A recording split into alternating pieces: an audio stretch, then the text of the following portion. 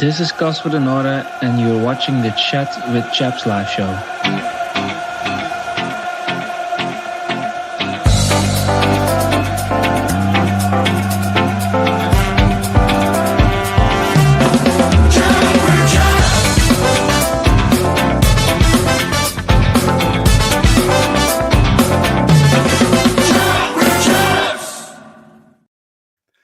Good evening, ladies and gentlemen. How you doing? This is the live debate show with the Chat with Chaps. We've got a really exciting show tonight, guys. We've been planning this for a good few days. We've got a good host of panelists on here as well. There's 5 of us on here at the moment, but there could be a couple more joining us throughout the show. So it's going to be a true Royal Rumble 1985 Royal, WWF style theme going on here at the moment. So I've ordered St. John's ambulance. They're all waiting outside. I checked their gloves. I told them no eye gouging, but apart from that, no rules, no holds bars. So I'm going to go through them individually one by one. So first of all, drum roll, please. The man who's always got an offer you can't refuse. The one, the only Sicilian godfather, Angelo Miliotto. How you doing, Angelo? All good, mate. All good. It's been a while since we heard that tune. Nice. It is. It's good to have it back, to be fair, though, isn't it? It's a good tune, mate. It is good to have it back. Not as good as Chat with Chaps' new song, but it's Do you like that one? I quite like it. Quite nice. Excellent. Okay, next. Oh, sorry, shush now. Next on the list is the man who knows more about Millwall than most locals, although he's from the land of the Vikings. It is Jesper, the Danish destroyer, Dangars. Wow, thank you, Joe. Thank you, Joe. I was really curious to see what you had in store for me. You know the song? Yeah. You know the song, Jesper? No, I probably don't. If it's from the Vikings, I haven't actually watched the show, to be fair. Okay. So you're not true Danish person, are you then? No, I don't think so. How you doing, Jesper? You good? Yeah, I'm good. Thank you, and thanks for having me again. Always good to be on. Excellent. Thanks for joining us. Okay, now let's see who's next. Right, we're going to go for... He may have the moves on the dance floor. He may outdance you. He may even out-talk you. It is the one and only Disco Steve. How you doing, Disco? Hey, yeah, I'm really good, thanks, Joe. What an intro. I mean, I'm shitting myself. I've got the Godfather above me and the Danish Destroyer. I have some gay bloody disco tune as my entrance. Excellent. But I might get a few low blows in, so watch out, boys. Brilliant, good stuff. Okay, next to your right, to my left, looking at the screen, is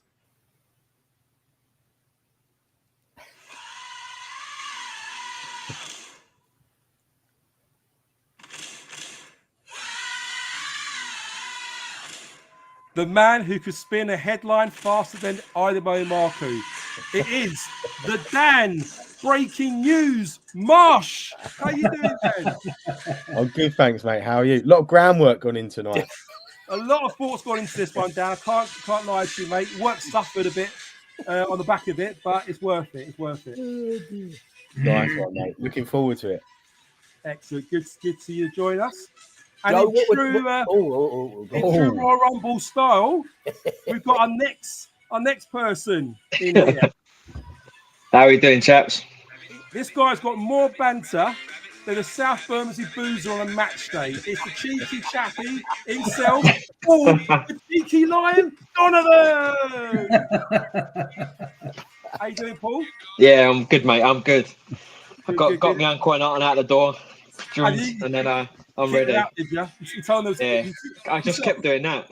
You set off the fire alarm in the kitchen, told them to do it. Good stuff. I don't. Right, let's crack on with the show. Enough of that. Right, guys, we're going to go to the chats very, very quickly. So, guys, in the comments, I'm going to apologise now. Normally, I like talking through every single one of your chaps, boys and girls, but we've got so much to get through tonight. And I'll try and show your comments on the screen, but we might have to go through them very, very quickly. So, very quickly, Carl, how you doing? Carl, evening, fellas. Oscar, how are you, mate? Good to see you. Colin, hope you're well. Chris Brown, how you doing, mate? I hope you're good. Mark Lindsay, evening, gents. Matt Richard, evening, hope you're well, mate. Full house tonight, you're damn right. There's the one and only Jeff. Jeff, thank you so much. And again, Jeff, hope you want me to say thank you so much for helping out with the intro music of Casper Denor. Really appreciate it on the back of myself and Chris. Paul Edmund, how you doing, Paul? Good to see you. The lovely Rosalind's there. How you doing, Rosalind? Matt, the Brady Bunch will let themselves go. Who's going to play defence and attack? Oh, we shall see. With Tanganga out Saturday, I'm very nervous about our back line. I think we have to invest in defenders come January. Andy says, evening all. Oscar says, very attacking lineup. Can you please? And Edith Fernandez, hey! And Ollie, all too slow. Guys, we've got loads of stuff to go through. So just for the audience listening here at the moment, we've got about 10 polls running on our group chat, and the boys here have voted on the poll. So what I'm going to do is, one by one, I'm going to go through each question. I'm going to let you know who's voted for what, and I'm going to drop this hand grenade in the middle there and just let it go off and let everyone have their point. And we're all going to just discuss this. So there's going to be no real, sequence to this. It's literally who wants to go first goes first. Whoever wants to strike first can do so. And then we'll obviously crack on and go through it. So the first question that was dropped into the boys there for the poll is Honeyman the right player to play in the number 10 role? Now, myself, Disco Steve, Angelo, and Jesper said no. Paul Donovan, Ben, and Dan said yes. So who wants to start first? Go on, Jesper. Yeah. I know I also wrote you that it's difficult to say yes and no to these sort of questions. I think generally I would prefer a player with a bit more flair, a bit more vision, a bit more attacking minded. But we also spoke about this at the beginning of the season, what he brought to the side and what he does in his number 10 role. I just think in the last 4, 5, maybe 6 games, he's been very inefficient, and he might, his pressing might be good, but I think as a number 10, you need to add more in the final third of the pitch, and I don't think he has, and that's why I'm thinking now he's not the right fit to play in there. Or I would at least like to see someone else in there, and the obvious choice would be Romain Esse, if you ask me, of course. Anyone want to challenge that? Go on, let you go first. I think, sort of like Jesper was saying there, it's a double-edged sword, isn't it? Like, I think he got a lot of plaudits earlier in the season, and I think it's not a secret. He's a different type of player to Zian. He's almost like a bit of an enabler in that role, and I just look at it, and I don't know whether this is the right way to do it or not.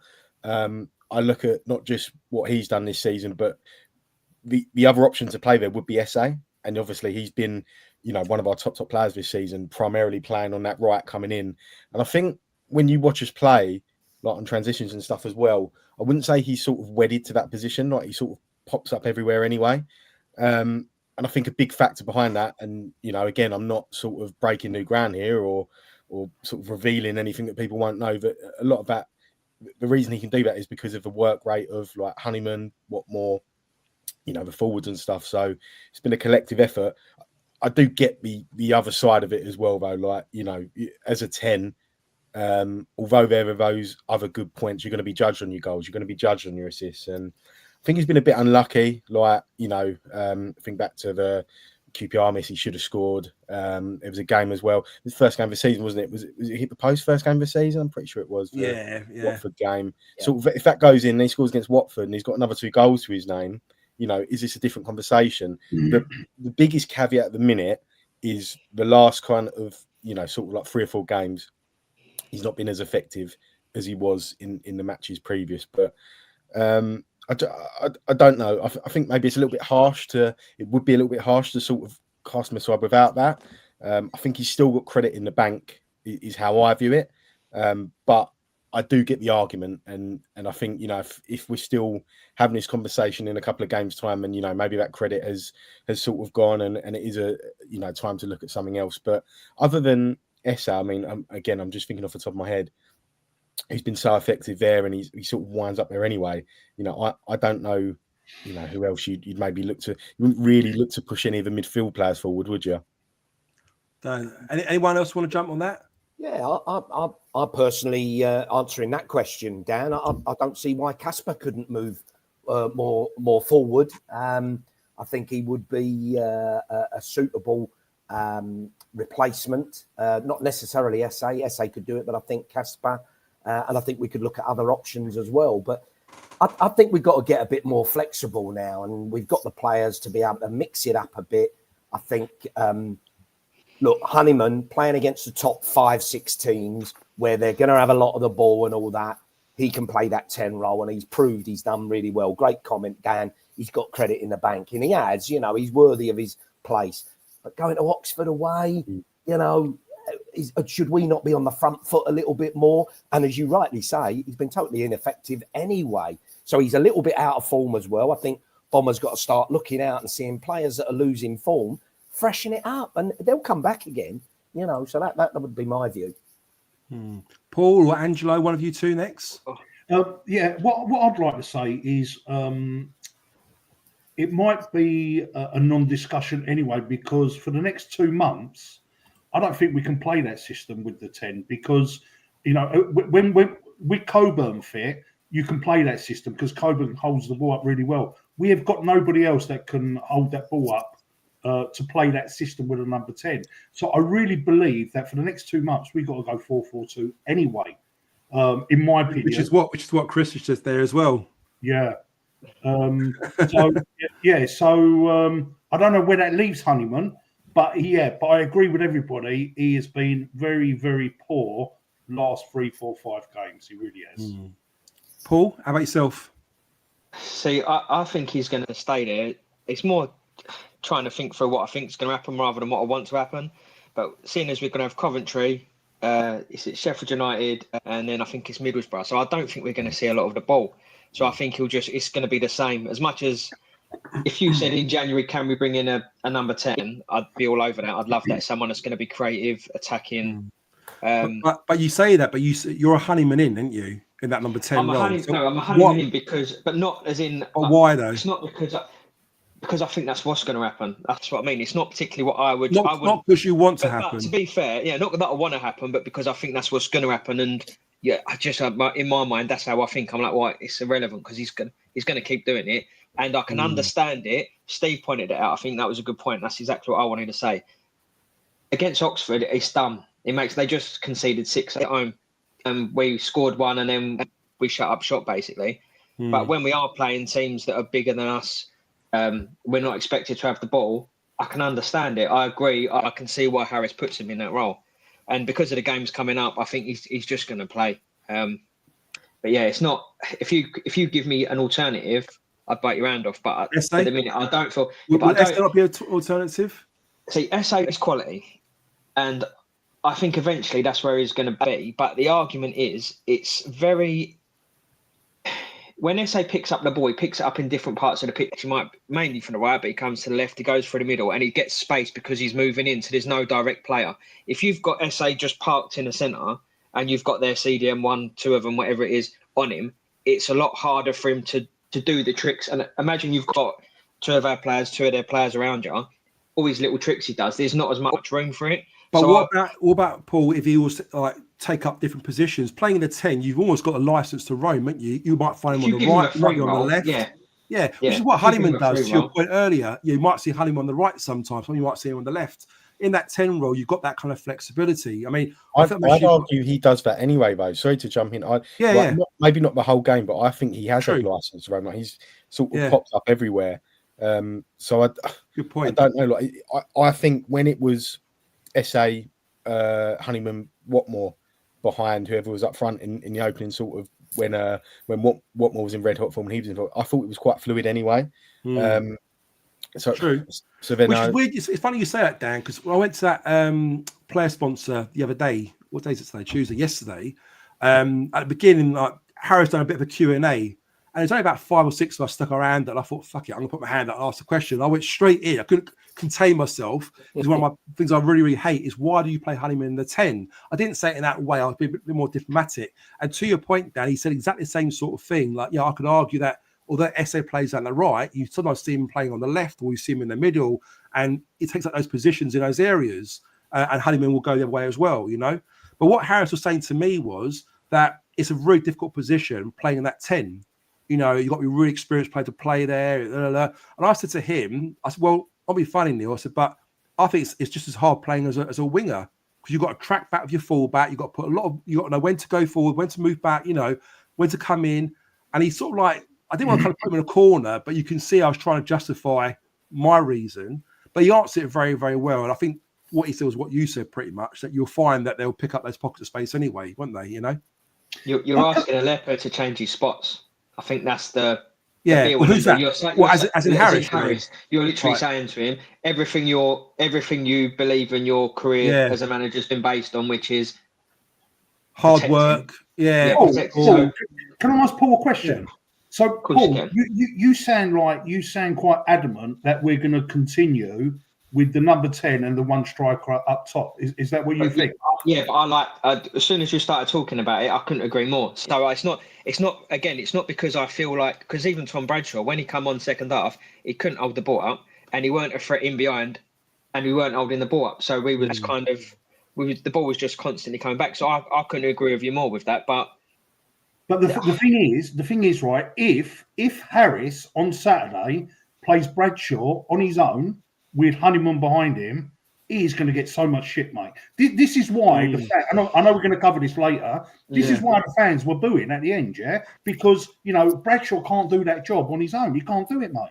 So if he's going to persist with that, it's going to get nasty, mate. There's going to be a bit of toxicity at the stadium. Do you know what I mean?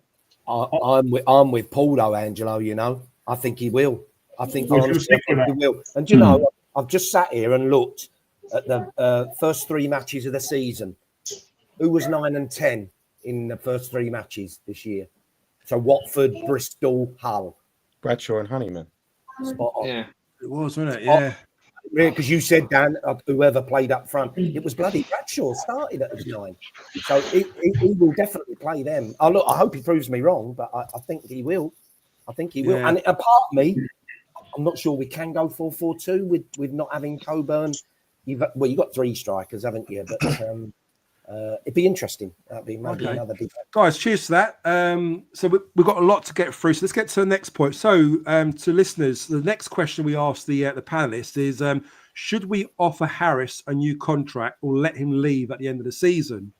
A real mixed bag here. So to give you an idea, myself, Steve, Angelo, and Dan all believe that we should offer Harris a new deal, a new contract.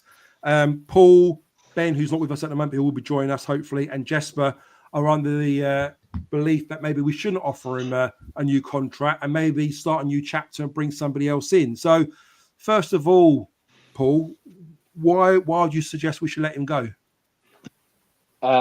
It's not nothing against Harris. It's not that I don't think he can do the job. I just don't feel it's like at the minute we're 17 years old. Mum and Dad are splitting up, but they're waiting till we're 18. That's what's happening. They're just waiting because they want to wait till we're an adult. It's not working. It's for what we want. I think that's part of the booing. Like with Andrew said, we're going to later, but I think part of that is we're in a weird place. So at the minute, as a fan, we've been promised all about the future. We're about young kids. We're about bringing them on. We're going to be exciting. We're going to be selling them for loads more. And we're like, oh, okay, we've never done this before. We normally get like the hand-me-downs from other teams. Exactly. And then suddenly our whole play is based on a group of experienced players playing out their skin. And he's done amazing to get them all playing out their skin into where we are. But also he's very much of the mindset that if I don't think they're ready, I'm not looking after you in the future. I'm looking after now. He wants to protect his legacy. So at the minute, I feel you've got 2 completely different people who are publicly colliding, and we're all in the middle. Kind of, we don't really know where we stand. And if you win, he gets away with it, doesn't he? And if you don't, exactly. Dan, how do you want to counter that? I'll counter more generally, like with the answer I gave. Like I just think it's a no-brainer. Like I know there's been a fallout to the Oxford game. You know, what would the fallout be if that lad doesn't cut in and score a screamer in whatever minute it was? And you look at the job he's done this season, well, over the last 9-10 months, like when he first come back, and I think I probably said this on other pods, so I won't, drag on for too long, but I thought he'd do all right. I thought he'd keep us up, but he's exceeded everybody's expectations. I think as a fan base, what more can we ask for than the past 9-10 months? We're still within touching distance of a top 6. It's difficult. I think I was frustrated after Saturday purely because I think it was like Jekyll and Hyde, the two halves. I thought we played really, really well the first half, and then the second half, I think we got it wrong in the second half, which is fine. But I think overall, look back to the last weekend at Sunderland. Neil made changes and he got it spot on. And I think if it was another 5-10 minutes longer, I think we might have even won that game in the second half. It's not worked out this week. But I think if you're looking overall, if you're looking solely just at the factors of the work, the job he's done, for me it's a no-brainer. Whether parties want that, I don't know. But we're sort of getting. One thing I will say, whatever side of the fence you're on, we're sort of getting to the point now where you're sort of looking at you're looking at next season. You're looking at the January window. You're not just looking for the next 6 months. Well, you might be to cover an injury or something. But you're looking longer term than that. So then you're thinking about, well, if you're pitching to someone in January, who's going to be in charge? When I come back off my holidays in July. So there's a lot of people need to do a lot of thinking. But for me, it's a no-brainer. There's been far more good afternoons, evenings than there has been the one at the weekend to Oxford. So for me, it's a no-brainer. But I don't think it does anyone any favours, sort of. If we're sort of going down the road of, I think if it's going to end at the end of the season, maybe all parties sort of come out and say, but that might be me being unrealistic. Yeah, no, I get that. Before we go to Jesper again. Cheers, David. Not the last bit, but the beginning bit.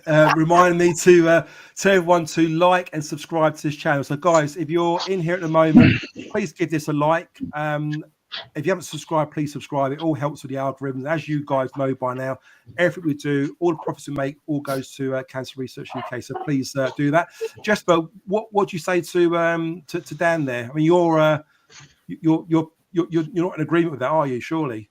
I don't know. I think yes and no. Again, I think I mentioned that maybe I was Harris out. I'm not. I'm very much Harris in.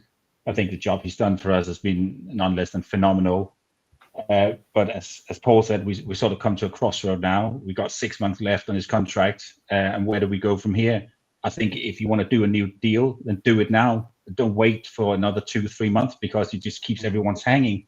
And if you put yourself in Harris's boots and you just see yourself as an employee and you're on a temporary contract for 6 months, then what do? You try and position yourself as best way possible. So what he's doing now is he's trying to win as many games as possible. Sorry for the baby in the background. That's right. So he's trying to position himself as good as possible because he's also looking to the future. He's also got family and say, where am I going to end up next? So he's going to try and win as many games for Millwall as possible, and maybe not think as much for the future of the club as much maybe someone would with let's say a 2-3 year contract. So that's how I see it, and it's going to end in tears. I'm worried about that. And also going into the January transfer window, he starts talking about the players that we need and so on. Yeah. But is he going to have a say in who we sign in January and then be off in June? That also worries me. Well, even yesterday, again, in that quick Q&A we had with him, he made it quite clear that he's got no say in recruitment, because people are asking about recruitment, and he sort of said it in a way almost like making a statement now, like, nothing to do with me. I don't get involved in recruitment, And you can sort of say it. He said it so clearly, so bullish. It's almost like that kind of pissed him off. Angelo, do you agree with what Jesper said, or do you agree with what Jeff Chandler says, and that we should get a statue now, as far as he's concerned, to get him out there? The way I see it, I'm Harrison. Yeah, I love the guy. What he's done is incredible. Yeah. What I don't like is that we're hearing whispers. Everyone's hearing them that he wants to walk with his head held high at the end of the season, not like the last time he left. Yeah. Now I've been in jobs in the past where I know that I'm leaving. And I don't put 100% effort in, mate. If I know that I'm leaving at the, the heart's not in it. Yeah. So in his head, he might be, I'm going to give it my all. But psychologically, you don't, mate. Yeah, you start to take your foot off. You start to get a little bit laxy-daisy. So I want him to stay. Yeah. But if his heart is that he's going to leave at the end of the season, then I'd rather he go straight away, mate. Because I just don't believe that his heart's going to be 100% in it. I believe the only way that Neil Harris stays with us is if we fluke a playoff spot and somehow we get into the Premiership, mate. Otherwise, I think he's going to fall. Yeah. Disco, do you agree with any of the other guys at Palace? What's your thoughts on Harris before we end off on this one? Well, I think we're in a bloody quandary, unfortunately. His record has been outstanding, which totally justifies him having his job and keeping his job. But as the guys have said, particularly Paul started it, we're on different trajectories now, aren't we? The club are going one way, Bomber's going another way.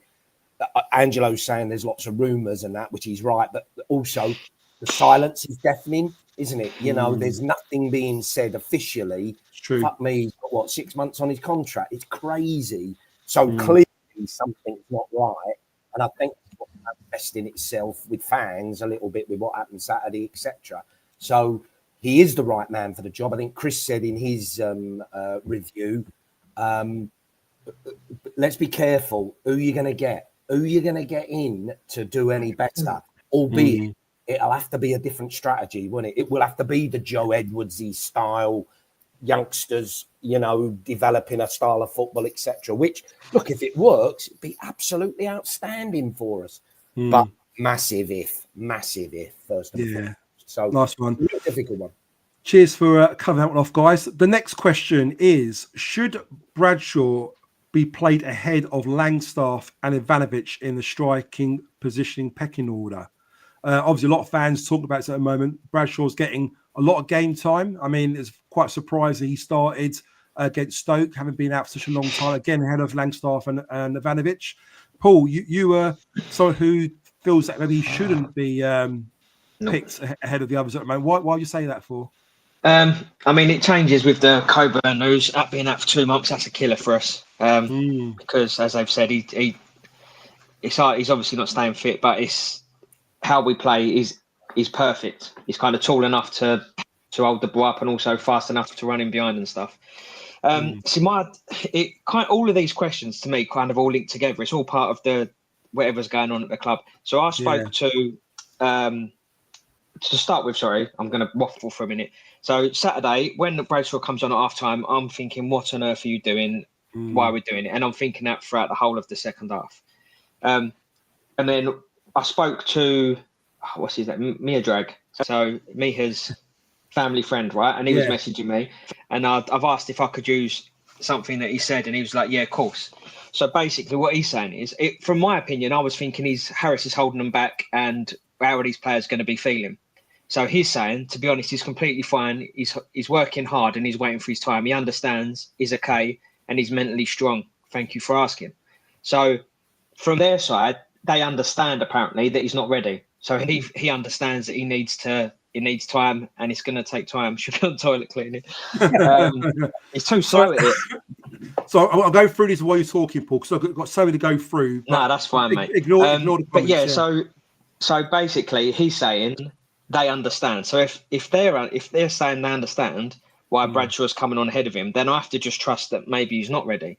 My argument still is, I don't think there's an argument that he's worse than Bradshaw, and he wouldn't have worried the Oxford defence, even his physical presence and the pace and running in behind and stuff. So Like I said in the last pod, I don't want to sit here and slag off Bradshaw. He's a lovely bloke. We've met him. Well, he's my boy's favourite player for probably 2 years because he met him in Gravity Blue Water. He got injured jumping on a trampoline. He was out for about a month, so that was his fault. But he's just not the one anymore, is he? It's sad. If he was a horse, you'd put him down. Did you know what? And I don't mean to be nasty, but at the end of the game, you know when he did that run and he kept the ball on and he did really well to win us a corner, right? Now that was amazing, but that was because that was effort. Like you could see it in him. He was trying his hardest so bad, right? True. And you just think like, I love that. I love that about him. He's killing himself at his level, isn't he? Yeah, he was like dying to get there. Yeah. But if it's League One, I think he'll do all right, I'll be honest with you. Like, if I saw him playing for Wrexham or something like that, I think he'll do all right. But I think the Championship is such a tough league. Disco, what's your thoughts on that? Are you do you feel Bradley, especially with Coburn being out at the moment, do you think he's in the front of the pecking order? Should he be front of the pecking order? What's your thoughts on him? Look, let's not kid ourselves. 90%, if not higher, of the fan base will tell it, and that's been the fallout from Saturday and previously. He should not be second choice behind Coburn. And I don't think he's finished, you know, Paul. I don't think he's finished.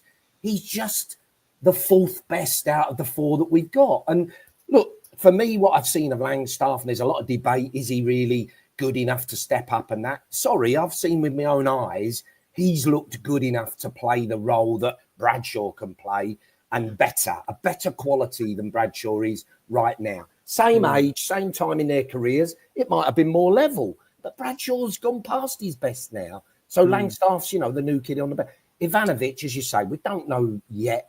But again, we've seen with our own eyes flashes of he's got something. And it's not a case of him starting ahead of Bradshaw. It's him coming on as first sub on Saturday in a game that was crying out to carry on doing what we were doing. Because I didn't think we were hugely impressive in that first half. But what we were doing was effective. And we were the more dominant team. We'd got a lead. Ivanovic would have had a field day. You know, it would have been a perfect game for him.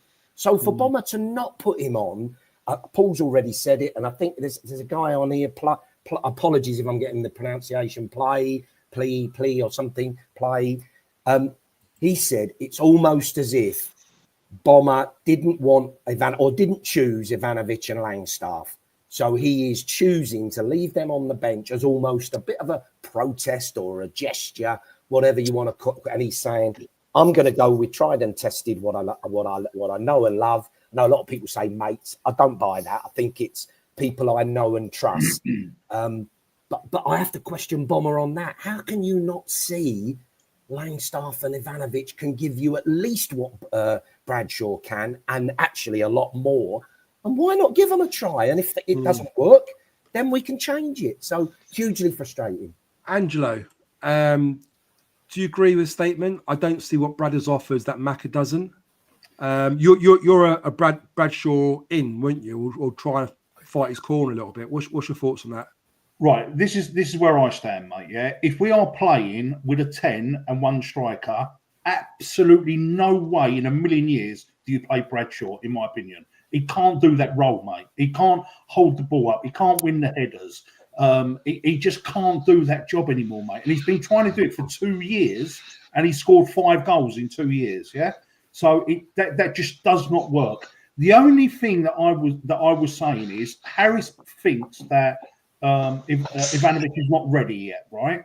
So what's really annoyed me is that the poor guy, he's come on and scored that beautiful goal against Derby. He's been involved in a couple of goals, the chasing down at Swansea. He was involved with the Sunderland equaliser. He had a great shot against Preston where the keeper done a worldly save. He hasn't had a chance, mate. Since he scored that Derby goal, he hasn't had a chance.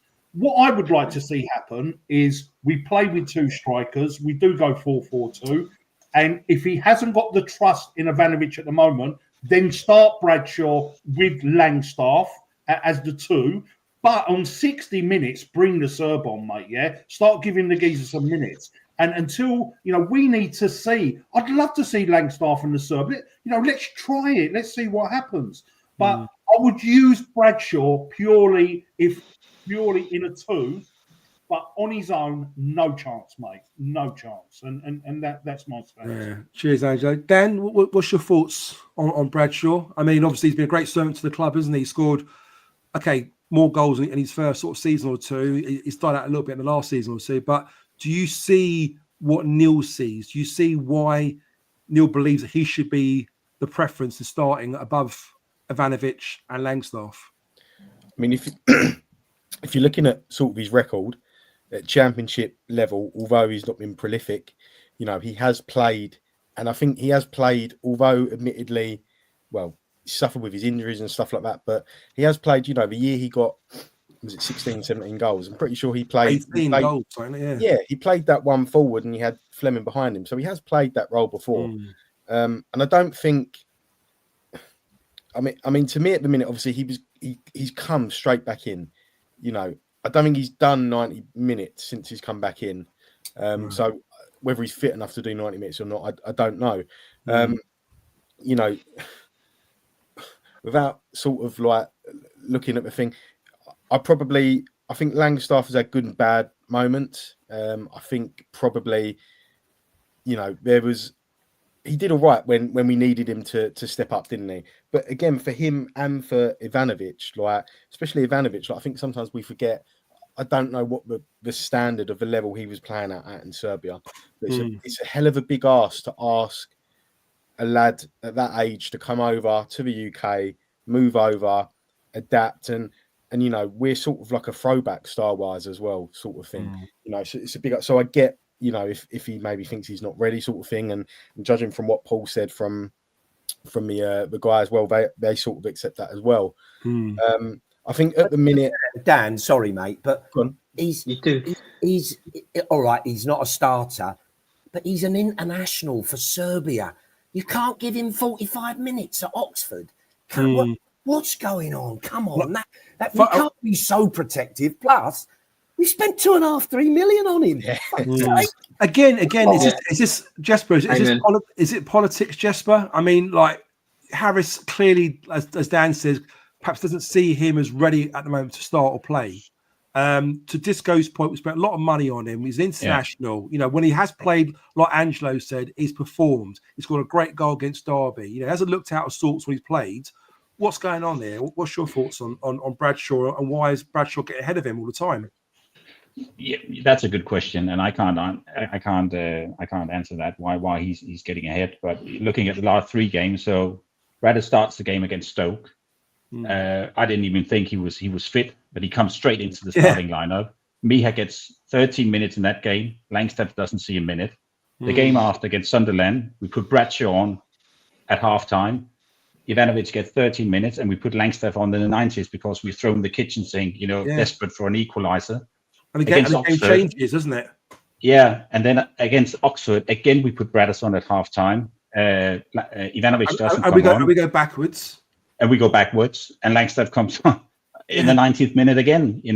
Sorry to say, a bit of a piss take. And I think that's also why, I think we spoke about it just before we went on. I think that's where the booing might be coming from as well, because we start to see a pattern in why is he getting ahead of these? And I don't understand. And I would say one thing, he might not be ready, but if there was a position on the pitch where I would take a gamble, it would be up front. I think you'd be less risk in terms of maybe conceding, and what wrong could he do? I mean, I've seen enough to think that he's an exciting signing, but we haven't seen enough of him to really see what he's about. I'm talking about Ivanovic here. He's had his odd 13 minutes, half an hour, 20 minutes, but I haven't played at a high level, but I played enough football to know that you're barely warmed up after 15 minutes. That's when you start to get going. So I think it's a shame that we don't show some more trust, but it might come back to the fact that Harris goes with, with whom he trusts, and he's only here for 6 more months. So if he had a 3-year contract, maybe he would play different. Could be. Who knows? On that point, I'm not. I think you said a good thing there. Like, it's a shame, like we don't know more about him, not see more. Like, I'm not saying sort of like you were saying, Stephen, that like I'm not saying we shouldn't be giving him any minutes or anything like that.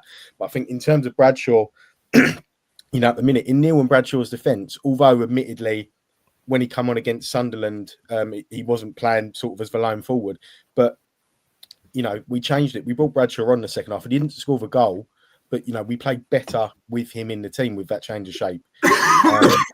So it's worked one week, it's not worked the next, albeit he's put him in a different spot. I think at the minute, out of the three, like if you was to sort of put me on the spot, because I think at the minute, like I said, he's just come back from injury. It probably would be Langstaff. You'd think what will happen at Saturday at Coventry, I don't know, but that's where I stand. I just think it's a bit harsh, some of the stuff levelled at Bradshaw. Like he can hold the ball up and he can play as a one, because he did that. He's done that in recent seasons. He's not done it recently, and the Oxford game, it didn't work. But the week before when he come on and we change it against Sunderland, we play a lot better.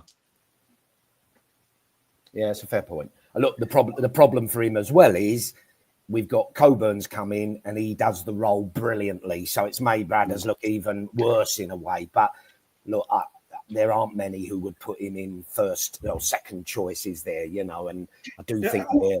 Also, Steve, like what Dan just said, when Bradshaw surprised us all and he played with Coburn at Stoke, the fans did say that, we played better the first half when them two were playing together. So, and also, like Dan said, second half of Sunderland, it was better. But I just can't have the guy on his own. I just can't have the guy on his own. But, yeah. I agree. You're on mute, mate. Sorry, I was coughing my guts out. That's why I put my on mute. A couple of last points before we move on to the next poll. Jeff Chandler says, I understand the caution of starting Ivanovic, but tell me what other forward do we have that scores goals like he did against Derby? He was good. Very it was good. a brilliant goal, mate. Brilliant goal. He did start the next game, didn't he? Was it Plymouth? He did. They did start. It was away to... Who's it away to? Home. It was home. Was it not Derby? No, I'm sure it was away. Was it? Anyway, he started, and I thought it was very effective, to be honest. Alex says makes a really good point here as well, lads. It's really important. In 2 years, Bradders only scored 4 more goals than this is Zampa. What more can I say? One appearance, 1 goal. And they were all shit as well. Yeah, exactly. Right, next point, guys, is were the fans right to boo the players Harris at the end of the Oxford game? Paul, we'll start with you first. I can't really. They're the ones that travelled. I didn't travel there, so it's hard to tell fans what they can and can't do. I don't agree with it. I don't agree with booing, especially seeing the run we're on. But I think it's a bit. I actually heard it on another podcast on Acton, and I agree with what he said. It was Harry. He said it's pantomime. So I don't think it's necessarily like, oh, it was that bad. I think it was just a bit. A lot of the fans would have gone to Pompey in that shit show. They've turned up for Oxford 3 days later. They've watched the first half where we've played all right, not amazing. We've played all right, and then in the second half, they might not have known about the injury to Coburn. They might have, but we didn't even try and attack. I know it's different. Like Sunderland, they did the same. They just sat back, and they were only a minute away from. But we did, from winning. In the first half. We did. I thought the first half we looked excellent. No, that's what I'm saying. But second half, as soon as Coburn went off, we couldn't keep the ball up front, and instead of. But why was that? Again. Well, I would like to say about being proactive and reactive, but Chaps just stole that from me for his. He did. For his post match, but no, that's exactly what I would have done. So if I at 60 minutes, if we were thinking, well, we haven't even touched Oxford in the second half, we can't hold the ball up. That is when I would go, and because Bradshaw was on, I would have gone with Ivanovic for Honeyman for the height and the fact he can go in behind and try and stretch him that way and give them something to worry about, so they weren't as comfortable coming forward. But yeah, going back to the booing, I don't think it's one of them where Harris has probably overreacted a bit because I don't think he should get booed, but he's then gone back and he's bit, and then suddenly it's a thing. If to be honest with you, because I weren't at the ground, if he didn't come out and start dropping in the media, I wouldn't have had a clue. And as for the Harris in, Harris out stuff, Paul, the point is though, were the fans right to boo or not? That's the question, really, isn't it? Like. I know we'll talk about the Harris reaction afterwards, but you clearly are saying that they shouldn't really boo, should they? I wouldn't boo. Yeah. I don't want to tell. I'm not saying you can do whatever you want. But me personally, if I'm at the ground, don't get me wrong. If he's coming over, I'm probably saying fucking Bradshaw, or why didn't we make a change? But then I won't stand there. You keep it to yourself, yeah. Angelo, what's your thoughts on the booing side of it? I mean, Paul saying that he won't boo and was against it. Would you say that the fans had the right to boo for that performance? Yeah, I wouldn't boo. I wouldn't boo. And you know, I think Harris seemed a bit rattled, didn't he, in his Millwall TV interview? And he seemed upset, as if it was pointing, you know, directly pointing. Personal, wasn't it? Yeah, it's frustration, mate, because Oxford were the poorest team that I've seen us play this season. Yeah. And we should be wiping the floor with them. You know, it's so frustrating that he's brought the mistake is and the boo is because he brought Bradshaw on, mate. There's no other. It was all over. It was all over online, Twitter, everywhere. Yeah, and what really annoys me is that, you know, as some of the guys said it in the chat, sometimes Harris needs to put his hand. He has done a brilliant job, but he made a mistake on Saturday by bringing Bradshaw. You know, them Oxford defenders. One of them was quite a tall guy, but they had no pace whatsoever, them two defenders. So, you know, chuck on Langstaff, chuck on the serve. Let's put them under pressure. Do you know what I mean? Get Marku on. Why is Marku not getting a look in? Exactly.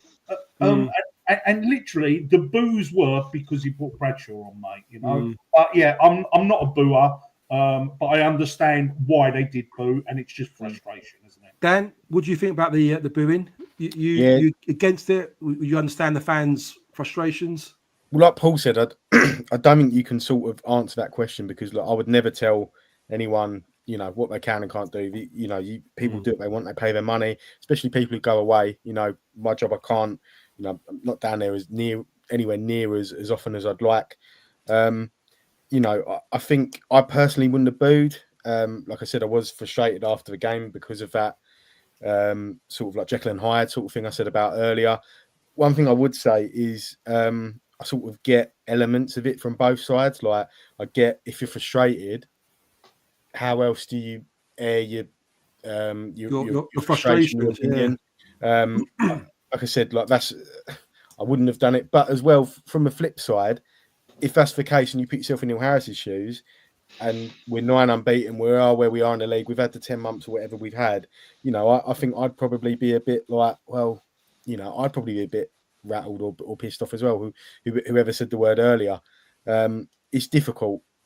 Not for me, but, you know, it was a frustrating afternoon, wasn't it? It was a frustrating hour.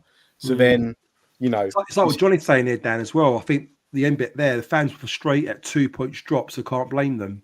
Yeah, and then you've still, it's easier said than done, isn't it? That it'd be interesting to know if some people who did boo would have booed the following morning once you've had time to cool off and stuff. Like when you think back, and like I said earlier, like there's been so many more good afternoons, good games over the past sort of like however long it's been, than they have ones like that. You know, when you look at things like, you know, a bit more nuanced, I suppose, like, you don't do it, but it's difficult. It's like an interview. It's like what he says in the interview, like you're doing it, it's raw. It's, you know, he'll have been frustrated as well. It's a bit of an impossible one, isn't it? Like, you know, people will have their reasons for doing what they do. All I can say is I personally wouldn't have. Yeah, no, it's good answer. Disco, what's your thoughts on that? Yeah, well, look, you know me well enough by now, boys. The only boo I like is Boogie Wonderland. See what I did there? Got one in. I think like all of us, I'm not a booer, you know, and I must admit when I heard that they'd been booed, I thought, oh, bloody hell, that's a bit harsh.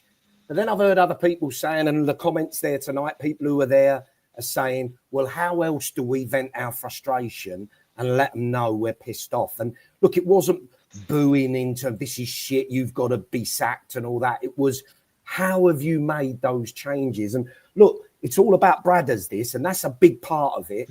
But it wasn't just Bradders. They brought 5 subs on, and we're sat there waiting, think, when are we going to bring some fresh legs on? And the game was going away from us all the time. And they're the fresh legs. They're the upper hand in their second half by making substitutions. And they played in the week, so should have been more tired, which, you know, you get all that bollocks, but that's what you get told these days. But look, the proactive, reactive thing for me, and he's always been guilty of this, Bomber, and sadly we've had managers do it for years. We haven't got proactive managers in terms of substitutions. And I'll even go back to the Sunderland game where Harris was lauded, and rightly so. You've just said there the times he brought a couple of those players on. He did it very, very late in the game. He didn't roll the dice earlier when maybe we could have won the game 2-1. So we've got to use the squad more efficiently. And that's what the fans were pissed off at. And I don't blame them for, I can't blame them for booing.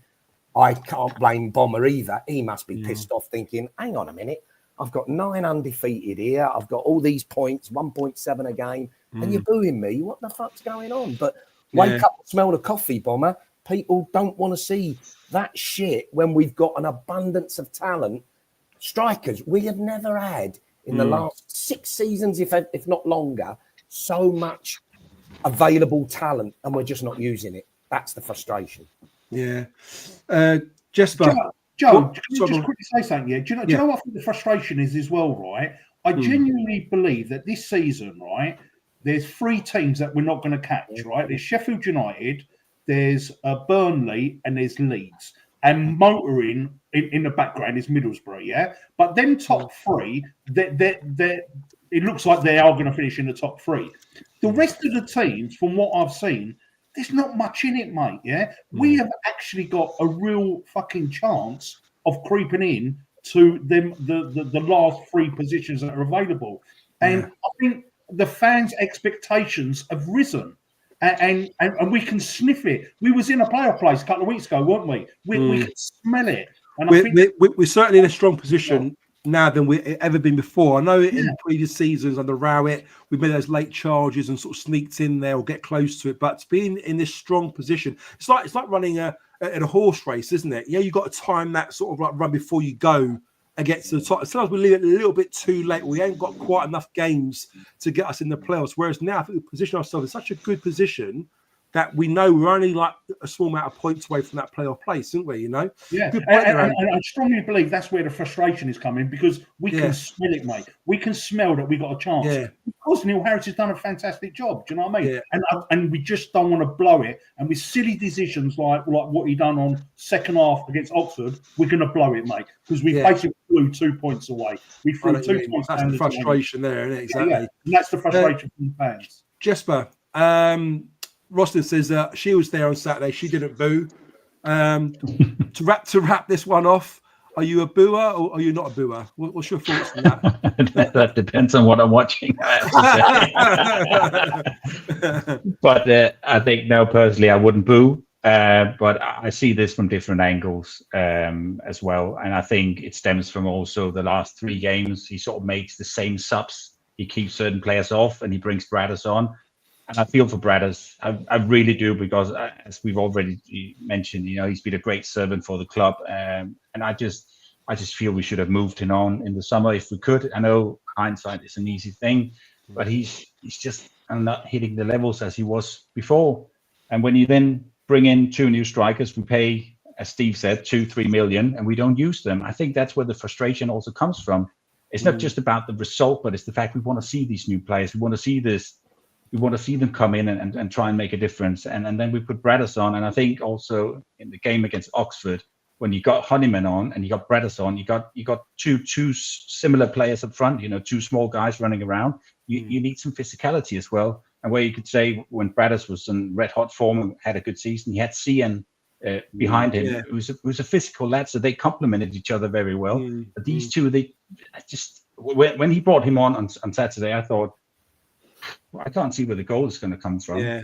And then one last thing I have to say also is this: there is a certain Millwall DNA within the squad that has been since we got promoted back to the Championship, and it is we like to play very rigid, but we are almost a bit afraid to go for that second goal, that third goal. Sometimes we'd rather sit in, and it was the Rowett thing as well. When we got that first goal, we protect something. We don't try and attack and maybe get that two goal cushion lead and so on. And we haven't been very good at that as well, wasn't he? Yeah. Yeah, and we haven't been very good at that for a long time. So it's not a guarantee that if we brought Langstaff on or if we brought Ivanovic on, that we will get those.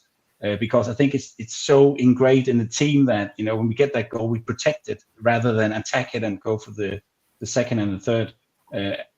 Although I did think we did it a little bit in the beginning of the season.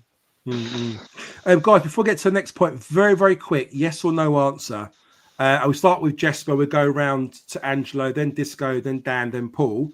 Was Harris' reaction to the booing justified? Yes or no, Jesper? No. No. Angelo? No. Disco?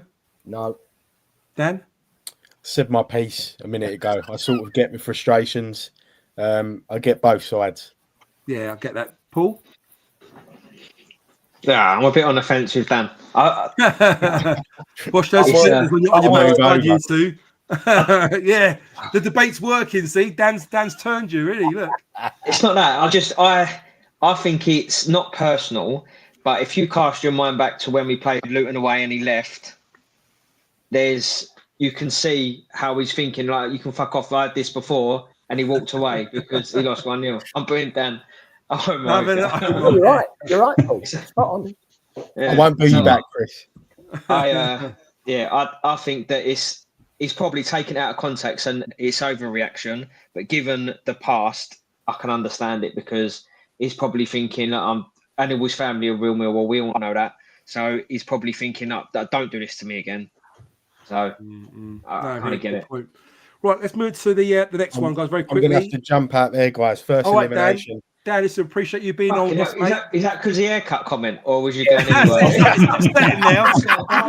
We've got all now, haven't we? On Fuck this. Right, come on. I'll take my He's not, football he's as well. He's doing a Harris. Go on, Dan. We're going to do a poll on Dan Marsh after.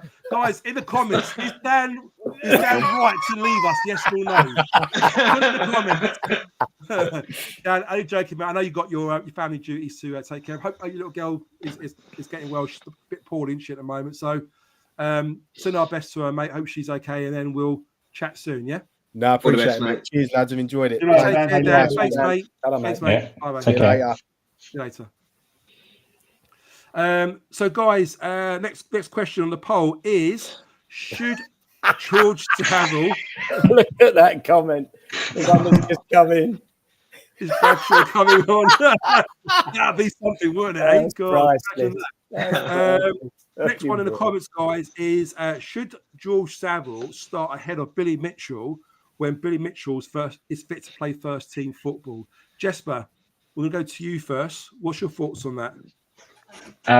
I think, again, a tricky one, not black and white, yes and no. I think Billy offers something that Saville doesn't. He's very energetic.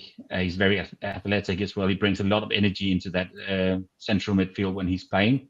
And I think he brings tempo to our play as well. Whereas maybe Saville, he's a good organizer and he's good at, holding up play and he's good at organizing the team. I just think they bring something different. I can see Billy and Casper playing in there as well. I think they will bring a lot of energy. I think Billy's also very good on the ball. And he's one for the future. Still, he's only 23. He's got many years to play for Millwall. So Still young, isn't he? Yeah. He's still young, yeah. So I don't know if I would say he should rather play than Saville every game, but I can see them swapping or, rotating in that central midfield. Yeah. Angelo, what's your thoughts? I mean, everyone keeps alluding to Harris picking his mates, picking his friends. There's no disguise or secret that, Saville's one of his mates, Does he deserve his place in the start 11? Obviously, we don't know what Billy's going to be like until he starts playing again. We know what Billy can do. But let's say he gets back to full fitness. He's back to the Billy we know and love. Does Saville still keep him out of the team? Does that then force Casper out of the team because Saville's preference, Yeah, I'm not moving Sav for Billy, mate. As we all know, Saville is our unofficial captain, isn't he? He's on there barking out the orders. He's the one who's always organised and everything. But you know what I'm like, Joe? Yeah, I'm 60 minutes. Let's make some subs. Yeah. So I don't see any reason why we can't, give Casper a break at 60 minutes, give Saville a break, and bring Billy on. Do you know what I mean? I've got no issues with Billy, but Yeah. I'm definitely not starting him ahead of Saville at the moment. Right. Okay. Disco, what's your thoughts on Yeah, Saville starting ahead of Billy and Casper? I think I'm in that camp. Look, Billy's got to get back to full fitness and prove himself again. Bit worrying. He's been out a bloody long time again, hasn't he? Well, no, he is playing though. He's been playing last sort of 3 weeks for under 21s, hasn't he? So he's getting the minutes in the bank. Yeah, and he was on the bench, wasn't he? Saturday, I think, as well. He was on the bench, wasn't used, was he? Wasn't I don't used. believe. Well, nobody was they? So I know I'm with Angelo there. Sav for me deserves his place. Tell you what, we could do. I agree with Angelo in terms of the freshening up and yes, utilise the squad. Don't forget Wintle as well. I don't think he's let us down in that role either when he's come on. I go back to the start of the show. Why not put Honeyman out for a little bit of a rest, put Denore a bit more forward, and Billy and Sav in the central midfield would be an option for me, especially as look, Coburn's going to be out for bloody weeks by the sound of it. So we have got to come up with a solution for that. Does feel that way. Paul, what's your thoughts on Sav? And if Billy does get into the team or break into the team next week or two, there's got to be someone losing their place there. Do you see Billy getting ahead of Sav or Sav ahead of Billy? What's your preference? I trust all three of them, to be honest with you. I like Sav. I think in a Harris team, Sav is the perfect player because he has a bit of everything. He breaks up the play and he wins the free kicks and he's a leader definitely in that sense. I really like Billy Mitchell. I've always rated him. I've never kind of got when people dig him out. So I'm hoping he does come back and start. And I just feel like it'll be a natural phase. I think you'll see all of the combinations of them between now and the end of the season. And then hopefully, if you're thinking about the future, towards the end of the season, maybe you'll see Mitchell and Denore. Because going forward, I'd like to see them two. Well, playing going forward, I see them as the 1 and 2 long term. But yeah, in the meantime, just hopefully he can get back and get fit. Because obviously he didn't have a pre-season, did he? So I like the fact we haven't got to rush him. Put it that way. No, it's true. Couple of points here in the comments very quickly, guys. So Jeff Chandler says, I just have a feeling that Harris would rather play Sav or Mitchell together if he could. Casper is undoubtedly our best passer in midfield and should always be first choice. I think Casper's one bomber over now, to be fair. I think he has. Especially the way he's improved his game, isn't he? Yeah. That we talk about his off the ball work and how even on the last game against Oxford, you see the interceptions he's making, the tackles he's putting in, and then the quality on the ball as well. Chaps is with us, guys. So Chaps says, even lads, good to have 4 centre midfielders given the demands we put on them. Will be room for all of them, but Sav and Casper place to lose for me. Okay, so he's made his thoughts quite clear on that one as well. Price said Casper is arguably the best football player in the squad, so not dropping him. Okay. So we've all covered that off, haven't we, that one? Is that right? I'm missing anyone out of that one? Yeah. No? Okay, cool. Right, on to the next question is, who should start at left back is the next question. Joe Bryan or Danny McNamara? So, guys, we're going to go to your way around. We'll go with Paul this time, and we'll go around the other way. And while you're in the chat, put in the chat who you go for over from Brian to McNamara. Just put Joe or Danny, whichever's easier. Just put Joe or Danny and pick which one you want. Paul, what's your thoughts? I think I'd still stick with Joe Bryan for now. I just think he does offer a stuff on the ball, but he does have them moments where he's either creating something or he's as in good or bad. To be fair, like the pass that he did towards the centre half, and he got cut out. He did kind of get back and get in the way. But again, just what Angelo said about the subs, I think that's what we've got to start using. If it's going off tangent a bit, but if Harris doesn't trust the Maku because of the defensive stuff, then on 60 minutes, take off Joe Bryan and either Aziz or Esse, whatever one feels tired or you need to rest. Put Danny Mack and a Maku because Danny Mack ain't going to do anything going forward. So he's got that security behind him and let a Maku do the damage going the other way. I just think we've got a lot of good pieces. It's just about learning where to put them. And we don't need everyone to be an all-rounded player because you're not going to get that in football. No, so Joe Bryan. Joe Bryan for you. No, that's good explanation there. Disco, what's your thoughts? So who would you pick out of Joe Bryan and Danny Mack? Well, I think first and foremost, we're missing another possible option there is Murray Wallace. Well, I purposely excluded him because I will never want to see him play left back ever again. Well, unless he's playing... me playing left back than him playing left back at the moment. Unless he's playing wing back. But yeah. No, this was a difficult one for me. I had to think about it because look, they both got very different talents, haven't they? But at the end of the day, I've landed on, for me, Danny Mack. Simply a much, much better defender. Listen, I totally get what Joe Bryan brings us from an attacking point of view. which I don't think he was earlier in the season, but he is starting to. Some of his delivery Saturday was fantastic, actually. The corners, even the corners that didn't come to anything, for Good once, delivery. they were good deliveries and they were dominating the area. But we mixed it up. He even tried to score one, didn't he? The near post, little cheeky one. But he has got a bloody mistake in him, and that ball that he played, as you say, Paul, Just defensively, isn't he? it's appalling. And it was so. The problem is, I think I've seen on other chats or whatever people saying the problem with him is because he's got that laid back style, as if he doesn't really care. That ain't very Millwall, is it? And everybody gets pissed off because he looks like, you know, the coffee king. He don't give a shit. He's just getting a wage and it means nothing to him. I don't think that'll be the case. He's a pro footballer. He's got good qualities. But I just think at the moment we need to be, and especially with the problems in centre halves, we need to be defensively solid. So Danny all day for me. You, yeah, okay. So we've got a vote for Joe Bryan. We've got a vote for Danny. Angelo, what's your thoughts? Who are you going with? The thing is, Joe, with the situation with our defence at the moment, we need them both. I'd say I would start them both on Saturday. You know, I would start Joe Bryan at left back. I hear what you're saying. Because we're going to discuss that at the end, aren't we? We'll look at our back four. Yeah. But for the purpose of a left back going forward, who would you pick out of those two? Who's your preference? Do you know what? I'm in the camp of Danny Mack away from home and Joe Bryan at home. But Joe Bryan is a little bit of a frustration, mate. Did you say that? Even Matt Richards is saying that as well. Yeah. I agree with that. Yeah. Although, Joe, what positions did Aris say they're looking to strengthen in January?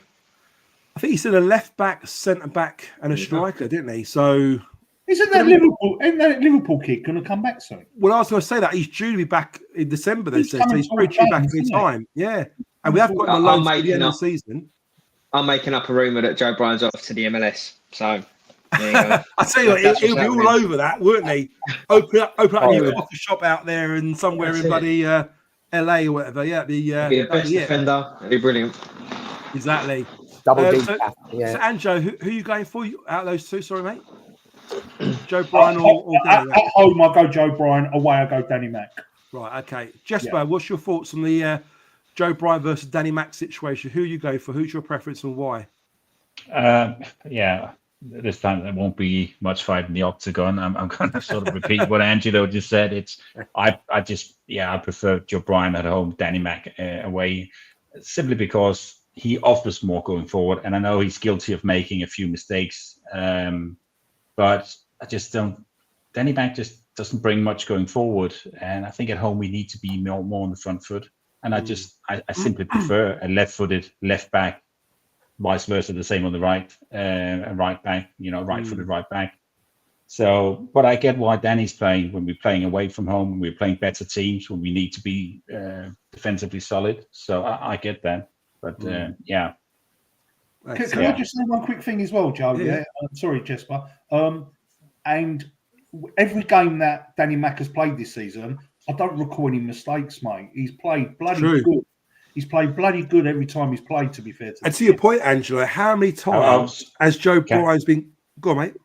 I was just going to say, the Stoke game, I think he was a bit guilty in the first half of giving the ball away a lot of times, and he looked a bit out of depth. Who's that? Danny Mack, sorry. Yeah, a lot of counters from that side. But apart from that, Angelo, he's been solid. But that game I particularly remember. More often than not, I mean, you look at Joe Bryan, the amount of chances, even from last season, you could probably count 10, 12, 13 goals that's going to cost us down that side. He gives the odd penalty away as well, doesn't he, Joe Bryan? He can be a bit, he can be a bit like that as well. Going to the chat very quickly, see what the guys are saying there. So Chris Brown's going Danny Mack all day. Sticks going for Danny. Danny for Oscan. Colin's going for Danny. Paul's going Danny Mack. Obviously, Matt Richards is going Joe at home, Danny away. Rosalind's going for Joe. Jeff Cook's going for Danny. Ply said anyone but Brian. Chris Brown said boo disco. Johnny said that we need a new left back in my opinion. Joe's a bit Marmite. He's Marmite, yeah. Jeff Joe says, Zampa. yeah. Bit Marmite. Oh, that's what my wife says as well. Absolutely spot on, Paul, regarding bringing on Danny Mack with Marku. It's true, because I think to what you're saying, Paul, you're giving them the license to go and attack, and that'll suit Marku so much better, more, wouldn't it? You know, Sticks is saying, what about the Liverpool lad coming back after Christmas? That's what we just touched on there, Sticks. We don't know when that's going to happen, but if anyone knows in the chat when he's due back, please share and let us know. John Pastors, what's the thoughts on SA's last few games?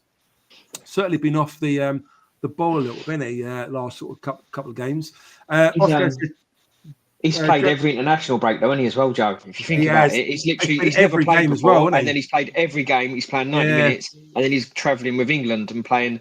He's playing the whole 70 minutes of one game, and then 30 minutes in the next. So burnout, exactly. He's not had a breather, is he? Yeah, Oscar and go for Joe Bryan. We'll be going. That is one essay I feel for Bomb. I'm talking about being a proactive manager. You imagine he takes him off to sub him. You know, that's when fans get, what the fuck's he doing? Take that. Exactly. But he actually does need to have a rest now and again. It's not, it's not a problem. You're right. Chris says Brian's been offered a job at Starbucks. Joe Mike says that Joe also has been solid on corners, as an offensively, I believe. Danny Mack every time for Cole. Johnny says that Joe made a half-out challenge on the player who nodded the ball back for Sunderland to score.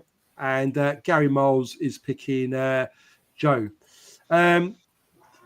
Next question, guys. We're going to wrap things up very, very soon. We've got a couple more to get through, so let's try and get through it.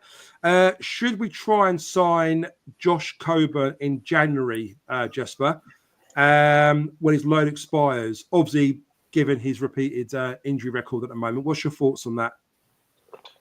I would have given you two different answers if you asked me 2 weeks ago and then you asked me today. I think we'll agree. Yeah, no, but also considering the price that we've been discussing in the group as well, that is he around the 3 million quid or something? I think that's been mentioned that's what Borough wants. I don't think we should. We should pay that amount of money for a player who's already been injured now twice, or is it 3 times? He's looked good. I think when we've seen him, he looks like a Millwall type of player. If you want, he fits our system. He fits the way the Bomber wants to play. But then also, if we can't sign him in the January window for a decent amount, and I would say we shouldn't be paying more than 2 million. If we could get a deal for 2 or less, maybe we should go for it. If not, then I wouldn't try and sign him. Also because we most likely have a new coach or head coach or manager coming in the summer, and what does he want then? Have we just spent 2 million on a player that possibly won't then play? It's a tricky one. I would hold back a little bit unless there was a really good deal to be made. Yeah. So you'll say no to that then, Jesper? No for you? Yeah, I'm probably more towards no than yes. Okay. Right now, yes. Interesting one here, because the next 3 guys, we're going to come to Angelo, then Disco, then Paul, all said that yes, you would sign Coburn. Typically, Ben, who's not able to join us tonight, and Dan, who's had to shoot off because he got upset about being called Omar haircut. They both voted no, didn't they? So we'll go to you first, Angelo, and I might even have a little dig at the end on Coburn myself. But let's go to you, Angelo. Why do you think we should sign Coburn? Yeah, obviously I've given him a new nickname now, Twiglet Legs. He's very slim. Yeah, his legs are very, very skinny. Yeah, and literally, they just need to work on him, don't they, mate? He needs to do a bit of gym work. He needs to get a bit stronger. But there's a player there. I'm definitely, Millwall type player.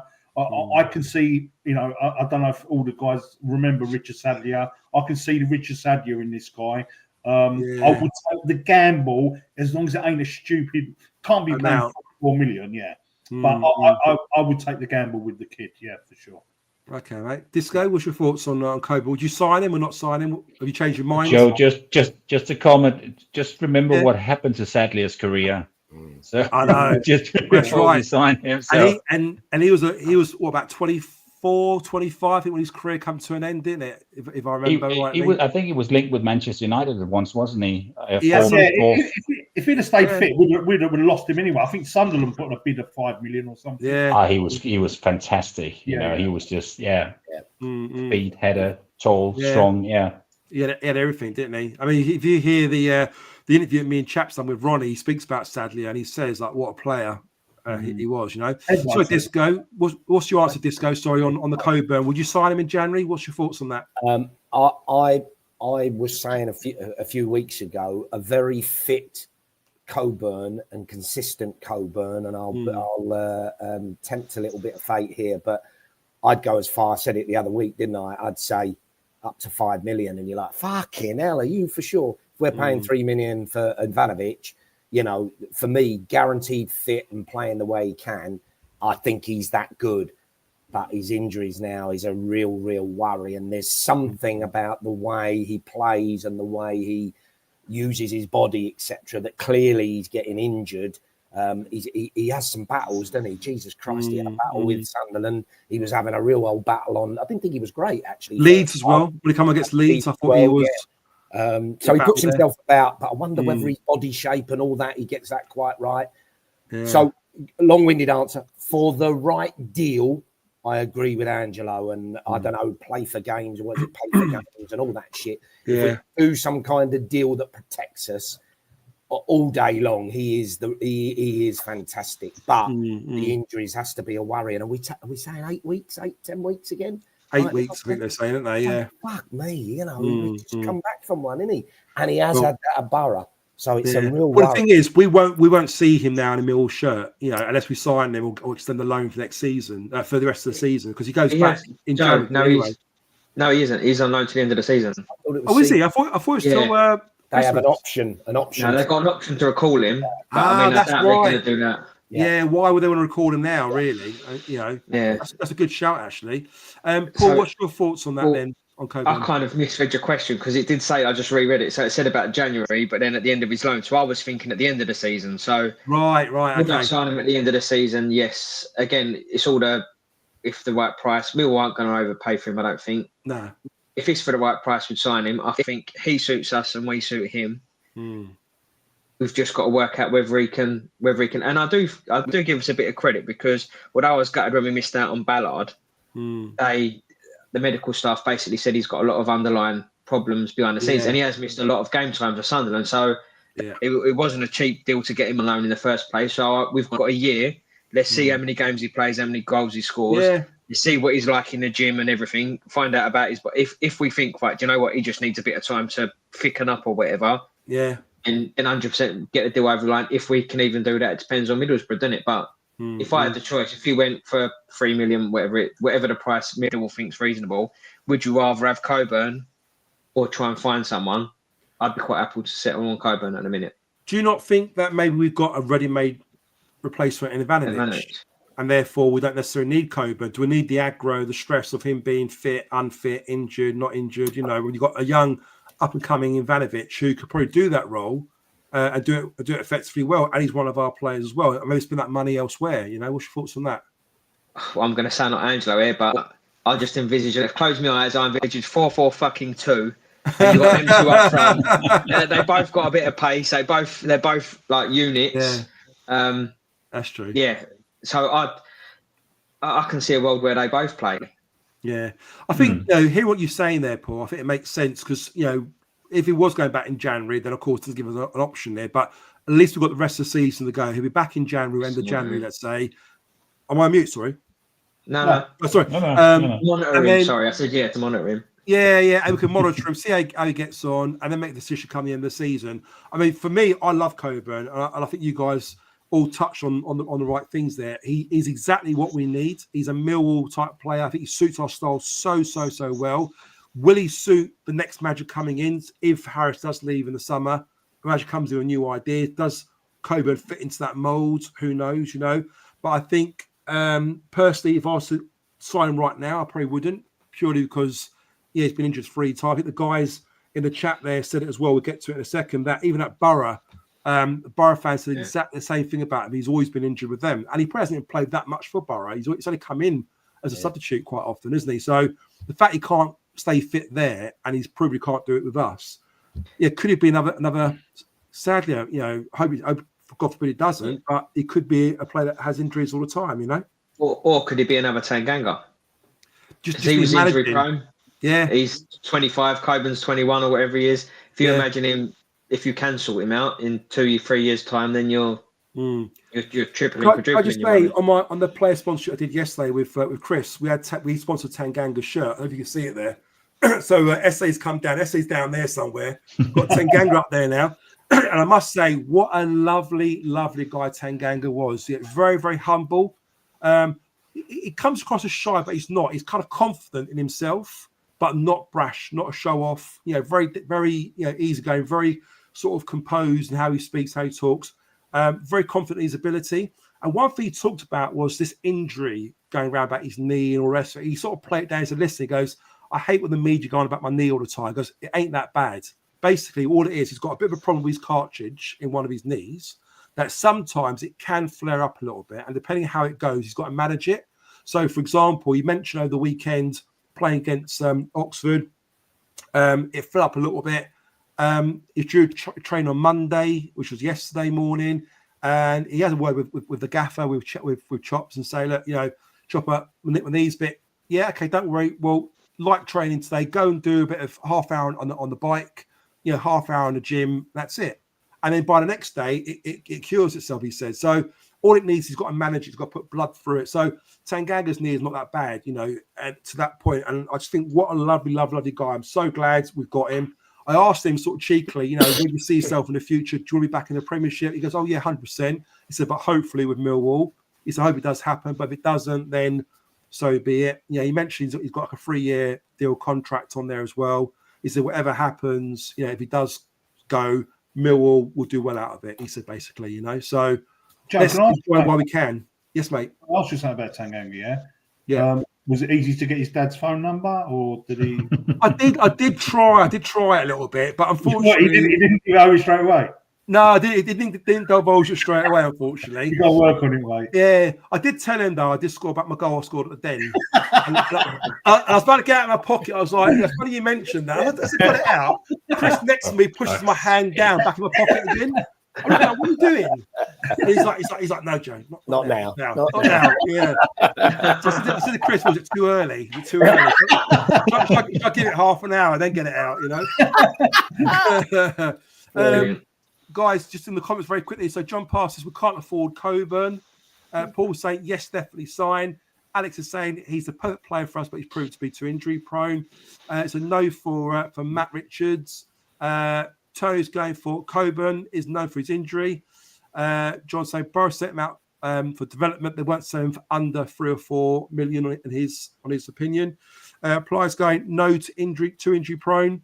Johnny says we get Josh for 1 million if we sell Bradders. Oh, straight swap with Bradders. Swap, yeah, I'll go for that. Shane, but Coburn, I'll take Coburn with one leg over Bradders, I'll tell you. Shane, but Coburn doesn't justify a bid for us purely because of his injury record. Chris says no chance Coburn is another Mason Bennett. Yeah, good point. No to Coburn from Sticks, too much risk with injuries. Gary says no, they want too much for him, and it's been said that he don't know that what route we will go down coach-wise in the summer. It's true. We don't know what's happened in the summer, do we? Joe says, I'm a no on Coburn with Langstaff and Ivanovic, and when or if Bradshaw gets going again, we won't need him. Alex says, 3 million for Coburn is a lot of money to us, but a bigger championship club will see £3 million as a worth a punt. Yeah, very, very true. Johnny Met says, Sads would have been a Mill legend, 100%. Colin says, if Coburn stays fit, yes, but at the moment, no. Carl says, Coburn gets injured, so I wouldn't pay more than $1 million for him. Jeff says, personally, I feel you can't take a chance on Coburn unless it's a bargain. In my opinion, Ivanovic will be a better player, and I'd be amazed if any manager played them together. Great, excellent point there, Jeff, as always. John Parr says, I think Harris doesn't rate Ivanovic. Roslin says, Lenny used to be injured all the time, but not so now, so could change with Coburn. Would sign him for a low price. It's a very good point, Roslin, because again, a bit like Tanganga, once you know what the injury is and how to deal with it, you can manage them through the training. And even like yesterday, when the boys were out there training, Lenny wasn't training. He was on the bike next to Tanganga, and they're doing half hour on a bike while the others are doing more of the physical stuff. So again, was you at the den or the training ground? At the Den. Oh, at the Den, yeah. At the Den, yeah. They don't train at the Den all the time, but for the purpose of the players' sponsorship going on, they did an open training session for the fans. Which Well, was they've got really bikes good. in the gym at the Den and everything, yeah? Well, no, just they just put bikes out on the touchline. Oh, right, okay. On the pitch, and they're there doing the bike stuff, and Joe Bryan was there and doing some light stuff. So yeah, it was good. It's good to see. Alex says it'll be criminal if Tangle doesn't play in the Prem. Just hope it's with us. Beeline said we couldn't just find the money we want for a player who would hardly ever play. And Chris says that setback should be our priority. I tend to agree with you there, Chris. Guys, we're nearly wrapping up. I think we've got one more poll to go through. The question is, should we gamble and play our youngsters now or send them out in January? We'll start off with Paul, I believe, this time. Paul, what's your thoughts on that? I mean, it depends who the youngsters are, but I'd like to see the ones closest to the first team playing, and anywhere, basically anyone, just sit down with Harris. Who's going to play? If they're not going to get good game time, if they're not going to get 30 minutes every other week at minimum, then get them out on loan. Get your masses out. Kelly's injured, isn't he? Now we found out that he got injured yesterday, which is a shame. But I'd love to see him get out on loan. Marku? Definitely loan him out because he's not going to pound the Harris. But Not me again. Yeah. Again, not me. It's not me. It's not. Would Paul Donovan do it? Yeah. It's what do I think's best for Amaku? And I don't think if Harris ain't going to play another in, 4 months. absolutely. Yeah. So yeah, get him playing. And then because Harris is going to want to play the players he's going to want to play. So we've got to give him the players he wants, and then get everyone else up to a level so that hopefully when Joe Bloggs comes in next year, or if it is Harris, if Harris stays, then hopefully Amaku's got enough behind him to push for a place. Yeah, I wonder if depending what happens with Coburn and Bradshaw, in January, does he even send Ivanovic out on loan? Yeah, if he's not going to get minutes. Well, you've got Langstaff, you've got Bradshaw, you've got Coburn, you've got 3 strikers. And if he's going to sign another striker in January, or he wants to, we'll have 4 strikers plus Ivanovic. Now, he's alluding to the fact that he might send players out on loan in January. Could Ivanovic be one of those to get the minutes? He's only 19 years of age, isn't he? I wonder if we'll sign a forward player rather than a striker. I wonder if it will be a forward player, someone like and hopefully not a Mason Bennett, but someone that can play on the left or the right as well. Like rather than just a number 9. Yeah, to replace them that can play up front, because as much as I'd want him, it doesn't, like you say, it doesn't make sense. And I can't have it that you're going to sign someone for 2.5-3 million and send them out on loan 4 months later. Mate, this Mayer kid, what are we doing? Just paying wages for nothing, this kid? Well, he's another one. He needs to play, doesn't he? He's another one. Is he going to play, or is he going to go out on loan as well? Because from by all accounts, he's back off his injury now, and Disco.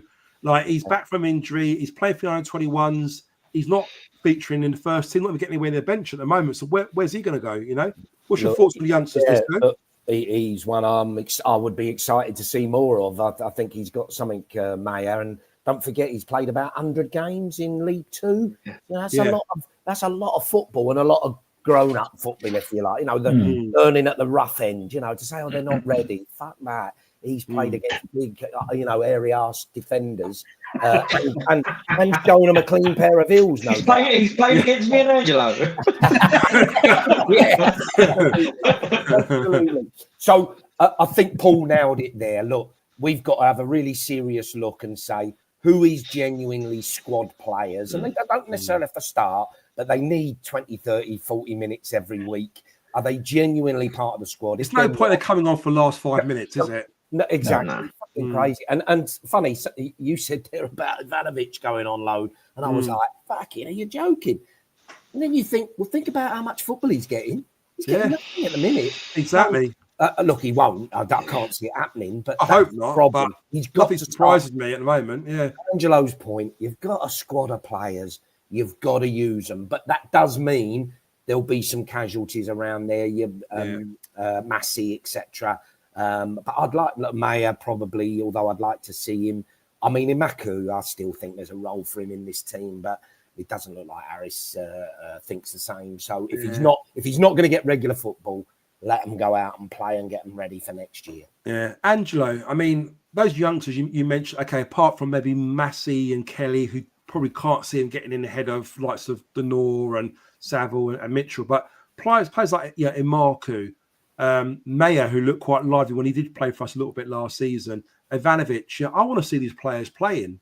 I want to see them out there. But if they're not going to play, do they go out on loan? What's your thoughts? I like Paul said, it depends which players you're talking about. I think Massey and Kelly, let them have 6 months. Let them have 6 months out on loan. The rest I'm keeping, mate. Ivanovic is 20 now. He needs to start getting half hours and the odd start.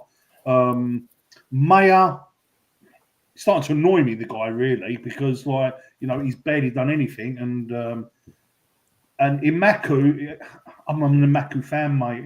Me too. I think a lot of fans are, aren't we?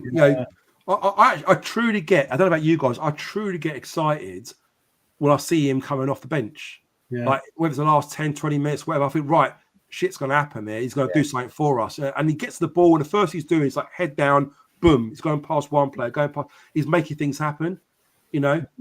Why the hell does he not get more game time? Okay, if you don't want to start him, that's fine, but put him on at 60 minutes, like Angelo says. He's not good at tracking back.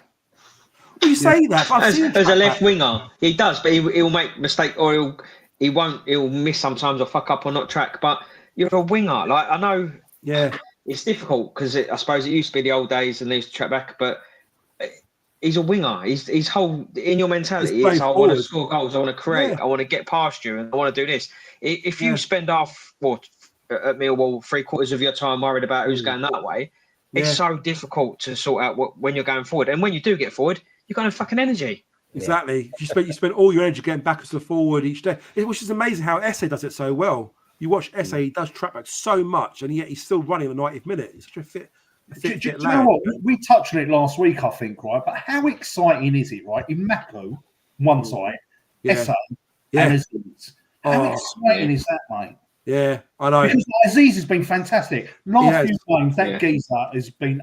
Even Angelo, even they're all interchanging. I mean, I like Esse in the 10 and Mako on the... Sorry, Esse in the 10, Aziz on the right and Mako on the left.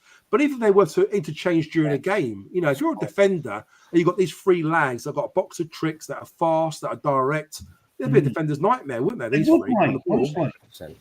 Jesper, what's your thoughts on the youngsters, Jesper?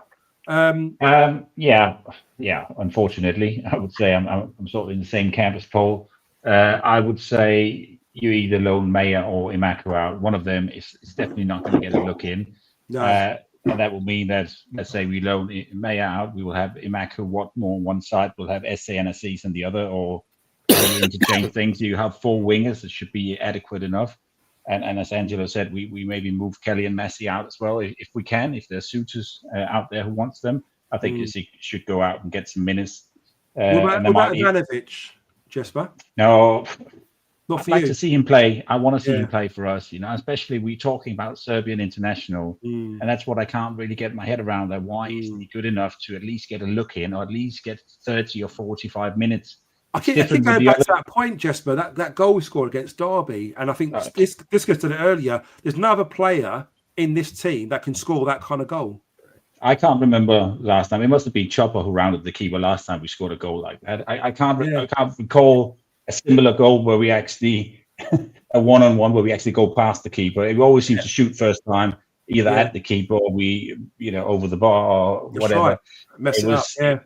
Really composed, really class, and he is only 19. So give him some credit, give him some faith, and give him some minutes. And then if he's not performing, then okay, maybe we can start talking about that he's not ready. But I have not seen things saying that he's not ready. This is the battle, though, isn't it? Because if Harris, I put this to all of you guys, if Harris is saying, look, I want another striker in January, in that transfer window, that could be to replace Bradshaw, if Bradshaw's going to leave, I suppose. Yeah. But you like to think Coburn's going to be there for us this season. You like to think that Langstaff's going to be there. So maybe that could be the reason why he's asking for another striker. I don't know, What's your thoughts? Possibly. I could see Bradders being moved out and then bringing in a new in. I don't know if there's any suitors for him out there. I can't quite understand, guys, is why, if Bradders is going out, what's the big need to play him? Surely you'd be playing Langstaff and Ivanovic ahead of Bradshaw, wouldn't you? I know we discussed that earlier in the show, but I just can't quite work it out. No. He just trusts him more, mate. He just trusts him more. Does I mean, he? I'm not saying he's the better player, but he just trusts him. I don't know. He trusts him, and there's a bit of politics going on. Definitely. It's got to be. Yeah, It's got to be about, it's what goes on upstairs, what goes on downstairs, and is that kind of toing and throwing a little bit, isn't it? You know, I'm with Paul as well, though. It might be not necessarily an out-and-out striker, more of an attacking style player, even an attacking midfielder or a 10, if you like, is maybe what it means. Someone to create more chances and finish chances. But look, to me, you can't have too many strikers or attackers if you bloody play them. That's the problem. You've got to bloody play them. It's true. Someone mentioned that we played Bradders to put him in the shop window. How does that work? I don't know. We're not going to get anything for him, are we? Let's be honest. How old is he? 32, 33 now? You know, his legs so much strapped on. He's like he's wearing a pair of stockings and suspender belts, isn't he? Like, it just doesn't make sense. I just don't get it. You know, I really don't. But just go through the comments very quickly, guys. So Chris saying Harris saying he wants to bring in better quality in January. I bet those behind him on the bench are thinking, you bastard. It's true. It's true. I don't think Harris will play the youth, send them all out. Jeff says Mayer was a Joe Edwards signing. He looked promising, but will Harris give him a chance? Harris keeps the brakes on the team, eventually cost him his job. He's not brave enough to play with flair. It's true. Please said SA messes up a couple of times. Again, Marker does it and gets dropped. Gary says it would be nice to play players for their position and not bloody jack of all trades. Paul says Harris does feel for the BFG for whatever reason. BFS, he means. Colin says at the moment, Harris is not on board with a new model for young players to come in and try to dig out Gallant over. This is sort of out of the board. Yeah, I think that's a good point. Guys, the last thing we want to cover off, and just very quickly, we go through Jesper first, Angelo, Disco, then Paul. What would be your back four? So we're led to believe on Saturday we've got no Hutch, no Cooper, no Tanganga. I mean, you couldn't fucking make it up, could you? Like, three key defenders, which leaves us a very, very short Jesper at the back. Harris, as you know, will go with 4 at the back. He won't go for a 5 or 3 at the back. Who would you pick as your back 4? Oh, tough one. But I'd probably go, if I could, with Brian on the left. I'd have Danny Mack on the right, and then I'd pair Murray Wallace with Leonard. Really? Okay. Yeah. It doesn't leave much. So you just broke up there a little bit. So was that Ryan Leonard on the right, Danny Mack on the left? No, Danny Mack on the right, Brian on the left, and then 2 centre backs would be right side of centre back would be Leonard, left side centre back Murray Wallace. Murray Wallace. Okay, cool. Yeah. Angelo? I'm going for the same team as Jesper, but I'll swap Wes for Murray Wallace. Yeah. Yeah. Disco? I'd have at centre half Murray Wallace and Bradders. I think Harris would too. If you get away with it, wouldn't he? You know? Got to get him in somehow. Yeah, exactly. No, I'm exactly the same as Angelo there. Go for the Angelo one, yeah. Okay, guys. Before we go to Paul, guys, very quickly in the chat, who's your back 4 for Saturday?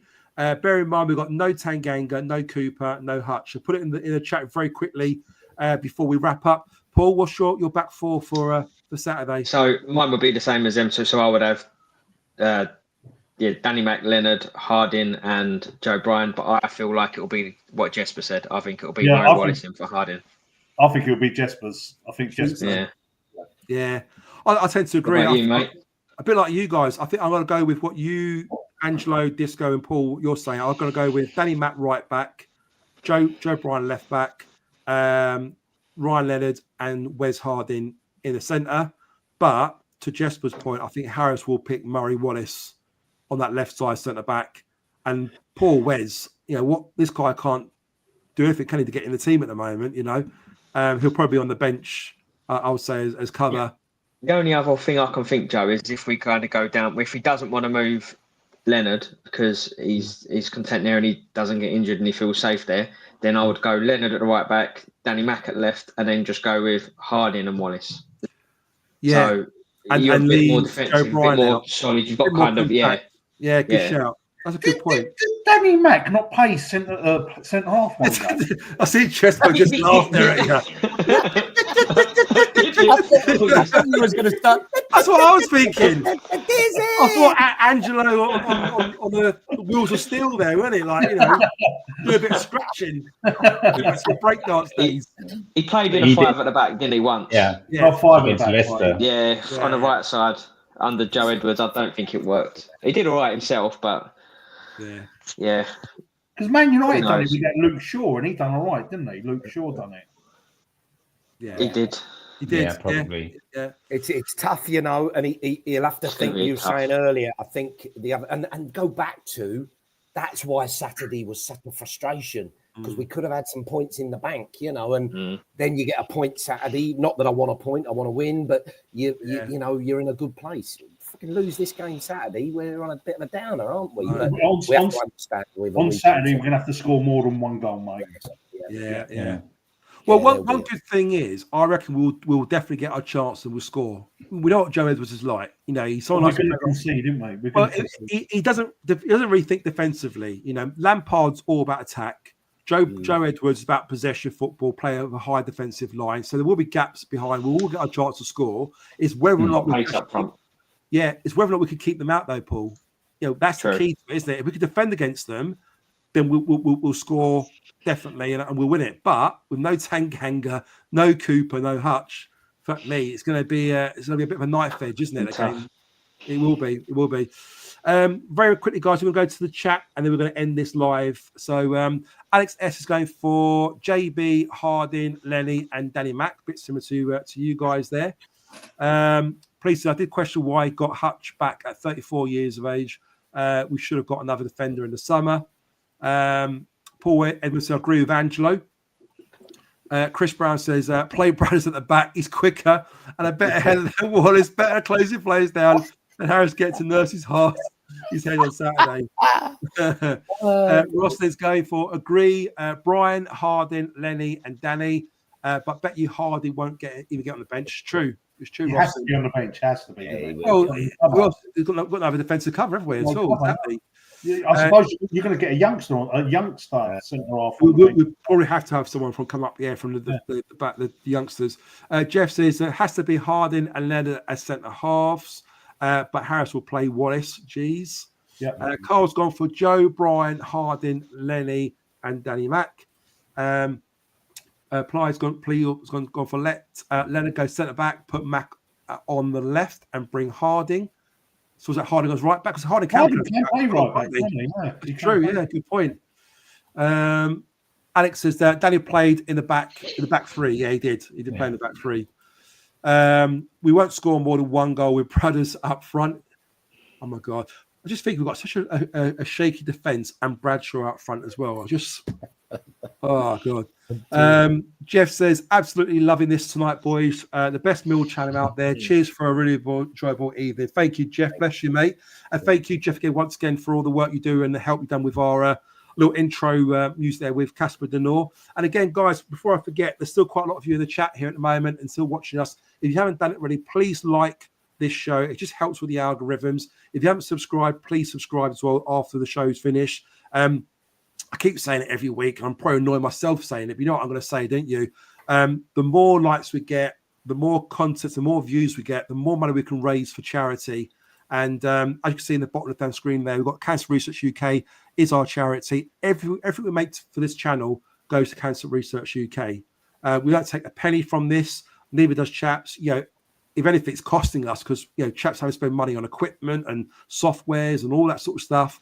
And everything we make goes to Cancer Research UK. So all we ask for you guys is please, if you like the show, just give it a like, give it a comment in the group chat. We joked about this last week saying, put a comment in there saying Joe's goal was shit. So maybe you can think of something else between you guys. Dan Marsh hair shit. Yeah, but Dan Marsh's haircut is shit. If you're still in here, boys, I love you, Dan, by the way. Sorry, mate. But... Yeah, boys and girls, if you're still in here, just put in the comments, Dan Marsh's hair is shit. Okay? put it in there, and then that will help with the algorithms. People look at that and go, oh, what's going on? There's loads of comments on there. we'll draw more attention, put more money into this channel, and everyone benefits. We'll be rich. We'll be rich. Well, we won't. One day, yeah, cancer research. Yeah, which is the plan. So cheers for that, Jeff. We appreciate it, mate. Alex says, buy a website emergency loan. Yeah, that'd be great. He's still playing. Yeah. Stay positive, boys. We're 10th, and we do our best when we have our backs against the wall. That's true. Very, very good point there, Matt. West Ham losing 2-0, not doing that. Good evening, Lions. Watching all the way from the northwest. See you away to Sheffield Wednesday if you're going. I'm taking my 13-year-old daughter. Good on you, Anthony. And we are wrapping up, though, mate, so you might have to replay this and go to the beginning again, but good to have you with us, mate. Paul says, Dan Marshall's there is shit. Exactly. Paul, put it in the YouTube chat. So when you come out of there, click on the YouTube afterwards and put it in the comments, yeah? Alex S says, and Alex lost at home to Crawley. Chris Brown says, that's another presenter. I'm pissed off. I'll tell you what, Chris, if he does read it, you know where it stems from. That is you started it now, isn't it? So in the chat, yeah, thanks to Chris Brown. Put in there that Dan Marsh's hair is shit. Anthony Smith says, great show, lads. Thank you very much. Guys, thank you so much for this. I mean, we trialled it out, didn't we, tonight? As you guys who watch us, listen to us regularly on a Tuesday night, 8 p.m., we normally sort of have two of us on there, myself as a free. We wanted to trial it. I don't know what you guys think in the chat. I don't know what you guys think as panelists. I think it quite works with you four. Yeah. I mean, you guys, have done this many times before, although separately. It's quite nice having the four of you on there together doing the chat. I think it worked out quite well. Hopefully you guys liked it as well in the chat, and we'll try and carry it on again for future weeks. Paul, we'll come to you first. Anything you want to say before we wrap up? Hopefully, obviously, we get a decent result at the weekend. And I still hope, even though obviously at the start you said about Harris, and I said technically I'm Harris out as the vote, but nothing would make me happier than if he could toe the line and he could get behind the policy. And even if we lost, come out and said, well, we're learning. We got kids here that are learning on the job, and I'm gonna do my best for them. So fingers crossed. It's basically being forced on him now a little bit as well. But let's hope we can get a couple of positive results. We can get some game time in the players that the fans want to see, the people upstairs want to make money on at some point, and it can all kind of come together again. Because I felt like between September and maybe 2 weeks ago, I felt like it was all right again. If you'd have asked me about Harris, I would have said, give him that he's going to get a new deal. But it seemed like this one incident has suddenly unearthed a load of crap again. So let's hope we can put it to bed again and get behind him, get behind the team, and get a decent result, mate. Love that, Paul. And Con agrees with you. Says spot on. I think it meant spot on. Stop on. Not stop on, Paul. Not stop, Paul. Sorry, mate. I'll shut up. Chris Brown says, "Great show, boys. Way better than Nicky." Disco. If you want to say to wrap up before we a couple of quick things. Just first and foremost, look, it's really without doubt Dan Marsh's hair is shit. So let it be known. Look, we've said for a few weeks now it's been a really good time to be a Millwall fan, and boy has it been. And then Saturday has really sort of seems to have knocked us back a step or two. I'm a bit worried. I think the next few weeks are going to be hugely challenging, down to personnel as much as anything. So I think more than ever, we do all need to really rally and get behind the team, get behind the manager, get behind the whole club. Let's have some really good home form. Let's get some points on the board, scrape our way through these, get some players back, and I think we'll be all right. But I think we've got to be careful it doesn't get a little bit toxic because it doesn't need to. So, yeah, keep it positive, and let's, as somebody said there, look, we're 10th. 5 points off the playoffs with the famous game in hand as well. So we're not in a bad position. We're frustrated. Use your squad more, please, Bomber. But other than that, let's hope we have a good few weeks ahead. Love that. And Anthony, to your wife's comment, no, I don't have one set up yet. But if there's a need for it, if it gathers some momentum, let me know. If I could do to make some money. Just point me in the right direction, and I'll be up for it. Angelo, you just imagine it. By the way, it's going to be your go on loop with you rubbing like moisturiser in your feet. Which goal was that you on about, Paul? The one you scored up goals, Bexley Heath. I'm not helping your ego.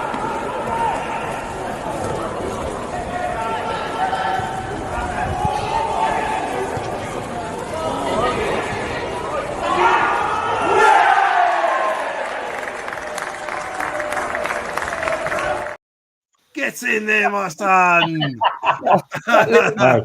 It's Paul's fault. I wasn't going to play it, but Paul mentioned it. And what can I say? Like he mentioned it. Sorry, Jack. It's Paul's fault. Blame Paul, everyone. Blame Paul. Sorry about that. Sorry, Angelo. What do you want to say before we wrap up? Every time I see that goalkeeper, honestly, the way he dives over the ball is ridiculous. It's the angle, though, Angelo. My angle. He was like fucking prime Schmeichel. He was like proper made himself big and try and go for it. Long Mark too. I just couldn't. Yeah, he just couldn't stop it, could he? This was in fast forward as well, wasn't it? Yeah. It was times two. That was yeah.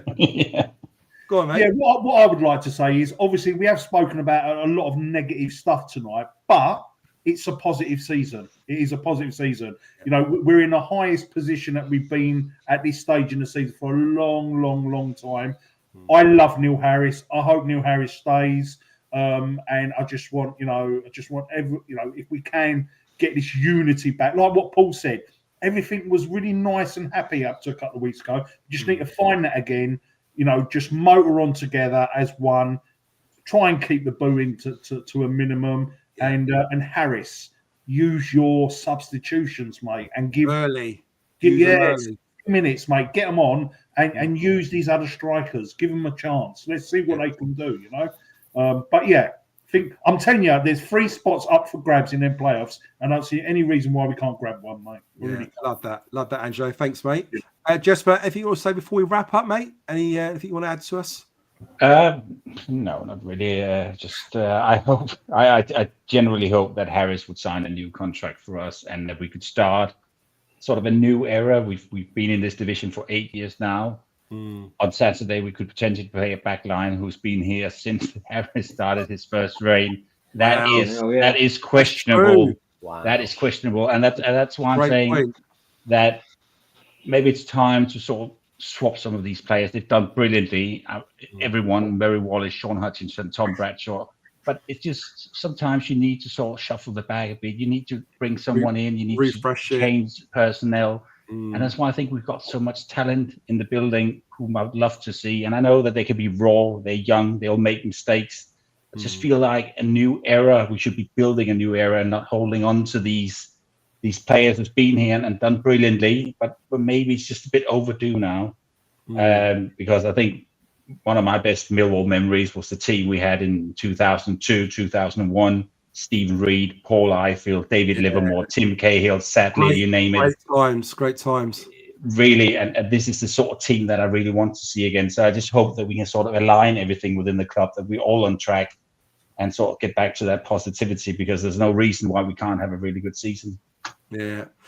Great end there for us, Jesper. And guys, thank you so much. Guys in the chat as well, thank you so much for being with us and your comments and persevering with us. I'm sure it's dragged on too long. It's almost approaching the 2-hour mark, but it doesn't feel like 2 hours. You know, it's been really, really enjoyable.